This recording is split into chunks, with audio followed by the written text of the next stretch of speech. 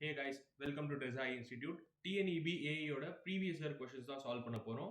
Already இந்த particular எக்ஸாமுக்கு mark split அப் எப்படி இருக்குன்றத பத்தி ஒரு டீடைல் வீடியோ நம்ம சேனல்லே போட்டிருக்கோம். மறக்காம அதை செக் பண்ணி பாருங்க. அந்த வகையில பேசிக் இன்ஜினியரிங் அண்ட் சயின்ஸ்ல இருந்து 20 கொஸ்டின்ஸ் வரும். இந்த டாபிக்ல பாத்தீங்கன்னா நிறைய சப் டாபிக்ஸ் மாதிரி இருக்கும். அதுல இன்னைக்கு மெக்கானிக்கல் இன்ஜினியரிங் பத்தி தான் பார்க்க போறோம். இதுல இருந்து 3 கொஸ்டின்ஸ் வரும்.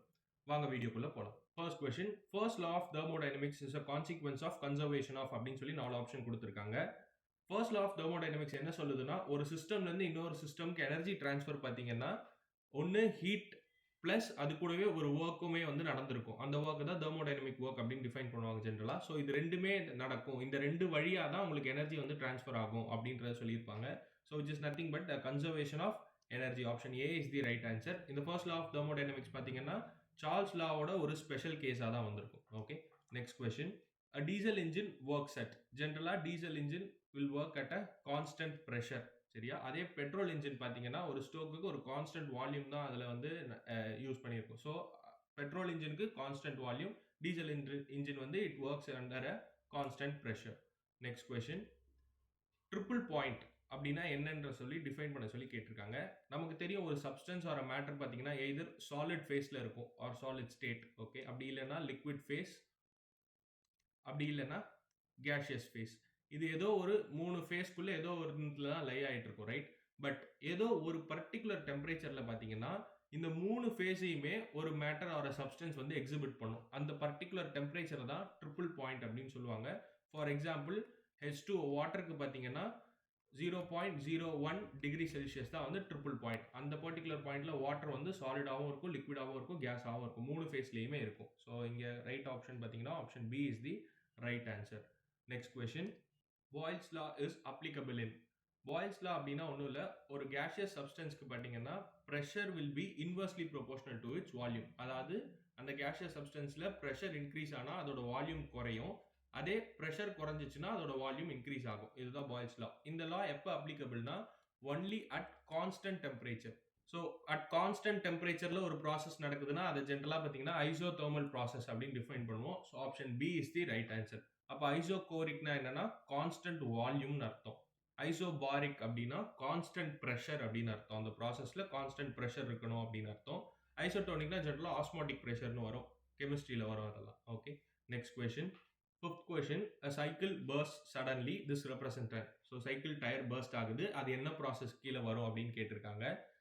சைக்கிள் டயரை வந்து ஒரு சிஸ்டமா கன்சிடர் பண்ணிக்கோங்க. அதை சுத்தி இருக்கிற ஏர் வந்து ஒரு என்விரான்மெண்ட். ஓகேவா? அதை சுத்தி இருக்கிற ஒரு என்விரான்மெண்ட். இப்போ ஒரு சிஸ்டம்ல இருந்து அதை சுத்தி இருக்கிற என்விரான்மெண்ட்டுக்கு எந்த விதமான ஹீட் டிரான்ஸ்ஃபரும் நடக்காம, எந்த விதமான மாஸ் டிரான்ஸ்ஃபரும் நடக்காம, வெறுமே ஒர்க் மட்டும் அந்த இடத்துல நடந்துச்சு அப்படின்னா அதை வந்து அடியபேட்டிக் ப்ராசஸ் அப்படின்னு டிஃபைன் பண்ணுவாங்க. இந்த இடத்துலயுமே இங்க கொடுத்திருக்க எக்ஸாம்பிளுமே பாத்தீங்கன்னா it is an example of adiabatic process. So option D தான் ரைட் ஆன்சர். அண்ட் இந்த கிராஃப்ல பாத்தீங்கன்னா நான் போன கொஸ்டின்ல சொன்னதுமே உங்களுக்கு இங்க அண்டர்ஸ்டாண்ட் பண்ணிக்க முடியும் ஈஸியா. ஐசோகோரிக்னா என்ன சொன்னேன்? Constant volume. ஸோ இந்த லைன் பாத்தீங்கன்னா அலாங் கான்ஸ்டன்ட் ஒரே வால்யூம் ரேஞ்சை தான் வந்து குறிக்கும். அதே மாதிரி ஐசோபாரிக் அப்படின்னா கான்ஸ்டன்ட் ப்ரெஷர். இந்த இடத்துல ஒரு 50 வேல்யூ இருக்கு ப்ரெஷருக்குன்னா த்ரூ அவுட் தட் ப்ராசஸ் அந்த ப்ரெஷரோட வேல்யூ மட்டும் மாறவே மாறாது. ஸோ கிராஃபிக்கலா அதை ரெப்ரசென்ட் பண்ணியிருப்பாங்க. Okay, next question. ஒரு குட்டி ஷவுட் அவுட். நீங்கள் இப்போ தான் competitive exam first time prepare பண்ணுறீங்கனாலோ இல்லை உங்களை ப்ரிப்பரேஷனில் ஒரு லாங் கேப் விழுந்துருச்சு, எனக்கு ஒரு கைடன்ஸ் இருந்தால் நல்லாயிருக்கும், எக்ஸாம்ஸும் நேராக இருக்குது அப்படின்னு ஃபீல் பண்ணுறீங்கன்னா நம்ம டெர்சாகி இன்ஸ்டியூட்லேயே regular class room coaching start பண்ணுறாங்க. அண்ட் அதில் என்ன அட்வான்டேஜ்னா சிவில் இன்ஜினியரிங் மட்டும் இல்லாமல் ஜிஎஸ் ஆப்டிடியூட் எல்லாத்தையும் சேர்த்தே கவர் பண்ணிடுவோம். இப்போ ஸ்பெஷல் ஆஃபர்ஸுமே போயிட்டு இருக்கு. உங்கள் ஃப்ரெண்ட்ஸ் யாராச்சும் காம்படிட்டிவ் எக்ஸாம் ப்ரிப்பேர் பண்ணுறாங்கனாலும் அவங்களுக்கும் மறக்காமல் இதை ரெஃபர் பண்ணுங்க. For more details contact 9751200200.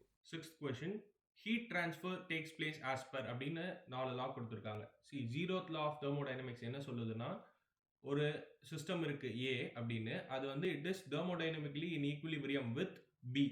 அதே மாதிரி இன்னொரு சிஸ்டம் சி அப்படின்னு இருக்கு, it is thermodynamically in equilibrium with D.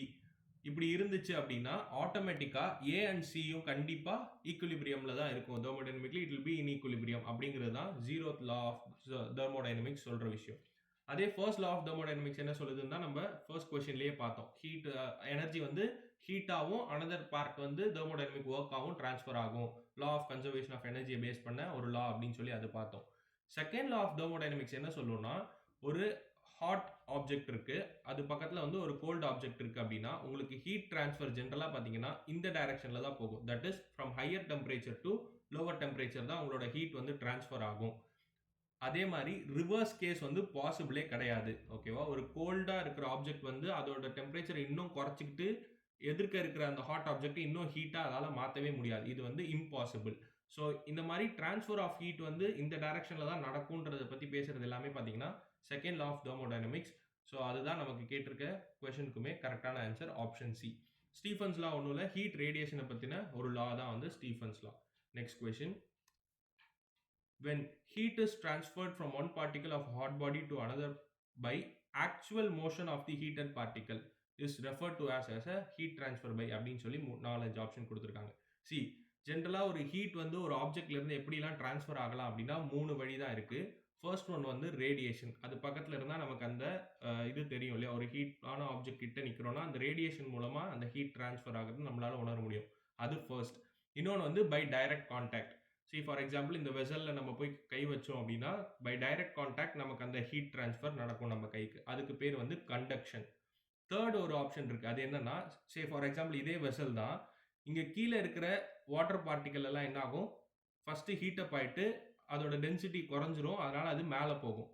அதே மாதிரி மேல இருக்கிறது கொஞ்சம் கம்பேரிட்டிவ்லி ஜில்லுன்னு இருக்கும் அந்த பார்ட்டிகல்ஸ் எல்லாம். ஸோ அதெல்லாம் வந்து டென்சிட்டி ஹையா இருக்கும். அது கீழ போகும்.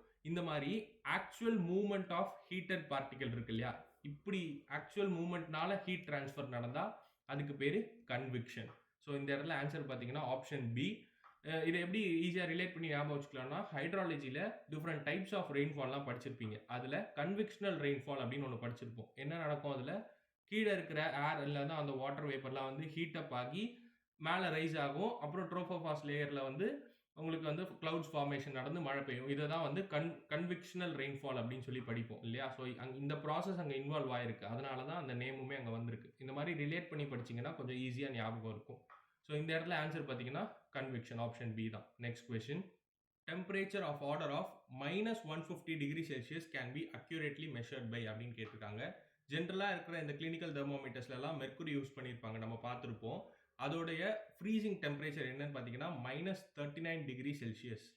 இதை விட கம்மியாக போச்சுன்னா உங்களுக்கு அந்த மெர்க்குரி அதில் ஃப்ரீஸ் ஆகிடும். அதனால இதை விட கம்மியான டெம்பரேச்சரை நம்மளால மெர்க்குரி தெர்மோமீட்டர் வச்சு மெஷர் பண்ண முடியாது. ஆல்கஹால் தெர்மோமீட்டர் தான் அதுக்கு நம்ம யூஸ் பண்ணுவோம், ரொம்ப கம்மியான டெம்பரேச்சருக்கு. பைரோமீட்டர் அப்படிங்கிறது ஒன்றும் இல்லை, ஒரு ஆப்ஜெக்ட்ல இருந்து வெளில வரக்கூடிய அந்த ரேடியேஷனை வச்சே அந்த ஆப்ஜெக்டோட டெம்பரேச்சர் எவ்வளோ இருக்குது அப்படின்றத மெஷர் பண்ணிடலாம். ஜென்ரலாக வெரி ஹை டெம்பரேச்சருக்கு தான் இதை யூஸ் பண்ணுவாங்க, பைரோமீட்டர் அப்படின்ற இன்ஸ்ட்ருமெண்ட்டை. தெர்மோகப்பிள் அப்படிங்கிறது ஒன்றும் இல்லை, 2 டிஃப்ரெண்ட் மெட்டல்ஸ் வந்து வேற வேற டெம்பரேச்சரில் நீங்கள் வந்து கான்டாக்டில் வச்சுருந்தீங்கன்னா ஒரு இஎம்எஃப் ஆர் ஒரு வோல்டேஜ் வந்து அதில் கிரியேட் ஆகும். அதுதான் thermocouple setup. Okay, next question.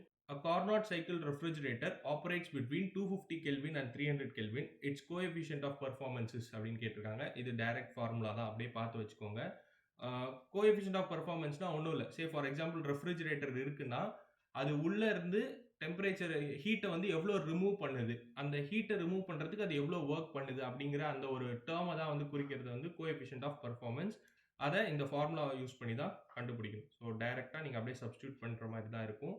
Option B is the right answer here. Next question. 4 molecules of gas have speeds அப்படின்னு சொல்லி 4 gaseous moleculeக்கு different speeds இருக்கா, அதை கொடுத்துருக்காங்க. Find the value of root mean square அப்படின்னு கேட்டிருக்காங்க. ஒன்றும் இல்லை, ஆவரேஜ் ஸ்பீடை தான் ரூட் மீன் ஸ்கொயர் வழியாக கண்டுபிடிக்கணும். ஸோ ரூட் மீன் ஸ்கொயர்னா ஒன்றும் இல்லை, இந்த தனித்தனி ஸ்பீடையுமே ஸ்கொயர் பண்ணிட்டு டிவைடட் பை நம்பர் ஆஃப் எவ்வளோ வேல்யூஸ் கொடுத்துருக்காங்க, number of entries the whole root. So அப்படியே சப்ஸ்டியூட் பண்ணிங்கன்னா ஆன்சர் கிடைக்கும். Option D is the right answer here. நம்ம டெர்சாகி இன்ஸ்டியூட்டில் ஆன்லைன் டெஸ்ட் சீரிஸுமே அவைலபிளாக இருக்குது. ஒவ்வொரு ஸ்பெசிஃபிக் எக்ஸாமுக்கும் ஏற்ற மாதிரி டிசைன் பண்ணது இருக்குது. அதுக்கான டீடைல்ஸ் தான் இங்கே ப்ரொவைட் பண்ணியிருக்காங்க. உங்களுக்கு வேறு ஏதாவது ஃபர்தர் டீடைல்ஸ் தேவைப்படுது அப்படின்னா யூ கேன் கான்டாக்ட் 9751200200. உங்கள் ஃப்ரெண்ட்ஸ் யாராச்சும் காம்படிட்டிவ் எக்ஸாம்ஸ்க்கு ப்ரிப்பேர் பண்ணுறாங்கனாலும் அவங்களுக்கும் இதை ரெஃபர் பண்ணுங்கள். வேறு ஒரு வீடியோவில் மீட் பண்ணுறேன். இந்த வீடியோ உங்களுக்கு பிடிச்சிருந்தா லைக் பண்ணுங்கள், ஷேர் பண்ணுங்கள், சப்ஸ்கிரைப் பண்ணுங்கள்.